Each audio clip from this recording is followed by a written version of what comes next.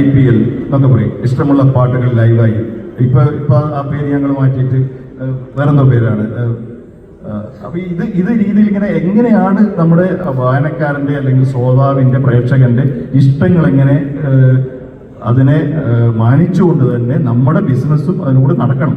അതാണ് ഇപ്പോൾ നടക്കുന്നത്. അപ്പൊ അതുകൊണ്ട് അതൊരു ബിസിനസ്സാണ്. അപ്പൊ ആ ബിസിനസ്സിൽ പിന്നെ ഞങ്ങൾ തന്നെ സ്വയം സമാധാനിക്കുന്ന ഒരു കാര്യം എന്താണ്, ഇപ്പൊ ഞങ്ങള് മാതൃഭൂമിയെ കുറിച്ച് ചിലപ്പോൾ പറയും, ഇത് മാതൃഭൂമിയുടെ ഷെയർ മുഴുവൻ ജമാഅത്തെ ഇസ്ലാമി വാങ്ങി, പിന്നെ മർക്കസിന്റെ ആള് വാങ്ങിച്ചു, അങ്ങേയാൾ വാങ്ങിച്ചു, ഇങ്ങേയാൾ വാങ്ങിച്ചു.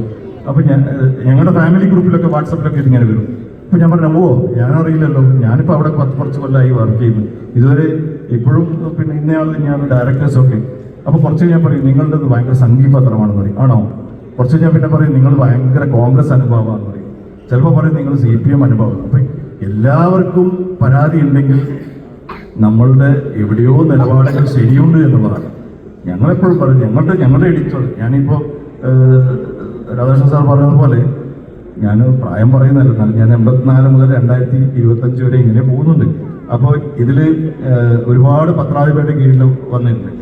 ഒരു പത്രാധിപർ പോലും, അല്ലെങ്കിൽ ഞങ്ങളുടെ MP വീരേന്ദ്രകുമാർ കഴിഞ്ഞ് PV ചന്ദ്രൻ, അല്ലെങ്കിൽ MV ശ്രേയംസ് ഉൾപ്പെടെ ഈ മാനേജ്മെന്റിൽ ഏതെങ്കിലും ഒരാൾ നിങ്ങൾ ഈ ലൈനിൽ എഴുതണം എന്ന് ഇന്ന് വരെ പറഞ്ഞിട്ടില്ല എന്നുള്ളതാണ് എൻ്റെയൊക്കെ ഒരു സൗഭാഗ്യം.